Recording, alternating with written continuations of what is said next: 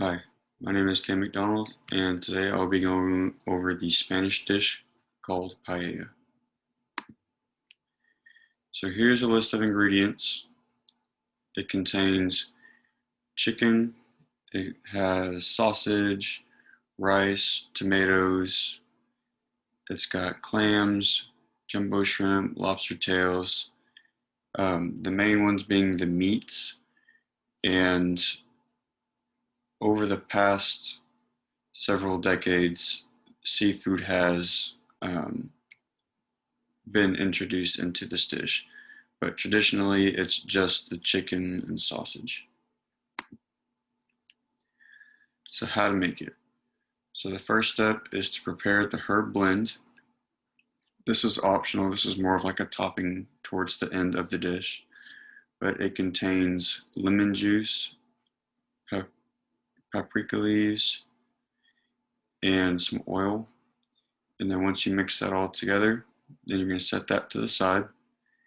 And then the next step, you're going to get a large pan, and then you're going to put water, saffron, and the broth, and then you're going to bring that to a simmer, which is just below a boil. And then once you get it to that point, you're going to turn the heat down on to low just to keep it warm.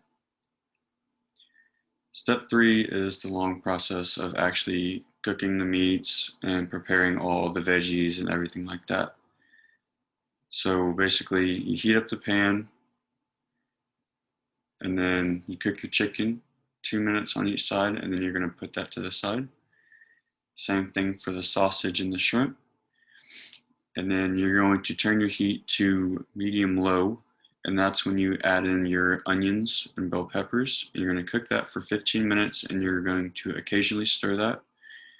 Then you're going to add your tomatoes, paprika, and garlic leaves. You're going to cook that for 5 minutes. And then you're going to add in your rice. Cook that for 1 minute while you stir that constantly. And then that herb blend that you made from step 1, you're going to add that in. And then along with that, you're going to put the broth, the chicken, sausage, and then the peas in there and cook that for 10 minutes. And then if you wanted to add the seafood, then you would put the mussels and the shrimp in there and cook that for 5 minutes or until they look done. Then you're going to sprinkle a 1/4 cup of lemon juice on top of everything. And then you're going to remove it from the heat, cover it with a towel, and let it stand for 10 minutes. So a little bit of history of the dish. It's actually from Valencia, Spain. And it's the word paella is not actually the food that you are making. It is actually the name of the dish. This isn't really like a unique dish necessarily, but it's more of a dish that's made when there's like large gatherings on weekends, pretty much any holiday, birthdays, anything like that. And then this was originally something farmers would make for their lunch meal. So a place that you can find paella is at a restaurant in San Antonio called Toro Kitchen Plus Bar. This restaurant was founded in 2017. And basically the story behind this is that a brother and sister that grew up between Mexico and Texas grew up eating Spanish cuisine, and so they wanted to share that with Texas. And so they opened up their restaurant in 2017, and now they have a couple different locations.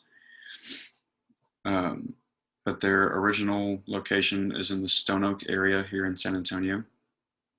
Their motto is straightforward quality because they don't want to steer people wrong on the Spanish cuisine. And their mission statement is to provide the guests the finest Spanish cuisine and dining experience. So for my dish comparison, I decided to do chicken, sausage, and rice. This is something that I make a couple times a month for like meal prepping because I make it in a large amount and so I can divide it up over the days, which is kind of how paella works because um, in one of the languages, paella actually can mean leftovers. And so I kind of cross match that with like the meal prepping side. And so basically, I just use chicken, sausage, rice.